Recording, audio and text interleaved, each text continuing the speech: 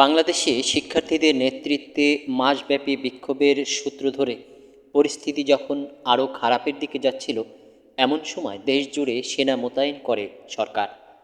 এর মধ্যে ২রা আগস্ট সেনাপ্রধান জেনারেল ওয়াকারুজ্জামানকে একটি কঠিন পরিস্থিতির মুখোমুখি হতে হয়। ওই দিন এক বৈঠকে তরুণ সেনা কর্মকর্তারা দেশের পরিস্থিতি নিয়ে ক্ষোভ প্রকাশ করেন। বৈঠক সম্পর্কে অবগত একটি সূত্র থেকে এ তথ্য পেয়েছে ভারতের সাপ্তাহিক সংবাদ সাময়িকী দ্য উইক। বাংলাদেশে চলমান পরিস্থিতি নিয়ে কর্মকর্তাদের সঙ্গে মত বিনিময়ের জন্য সেনাপ্রধান বৈঠকটি ডেকেছিলেন।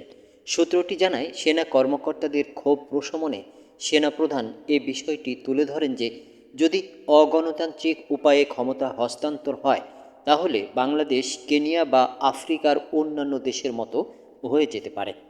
কর্মকর্তাদের সংযত থাকার পরামর্শ দিয়ে সেনাপ্রধান বলেন, আমাদের দেশে ১৯৭০ সালের পর এমন গণবিক্ষোভ আর কখনো হয়নি, তাই এটি একটি ব্যতিক্রম ঘটনা।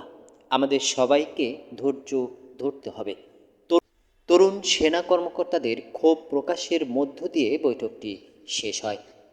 এর ৩ দিন পর ৫ই আগস্ট শেখ হাসিনা একটি সামরিক হেলিকপ্টারে চড়তে বাধ্য হন, যেটা তাকে ভারতীয় সীমান্ত পেরিয়ে আগরতলায় নিয়ে যায়।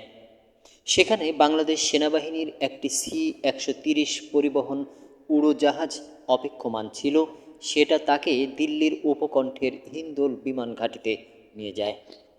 মতবিনিময়ে সেনাপ্রধানের পদক্ষেপের বৈধতা নিয়ে তদন্তের আহ্বান আসে।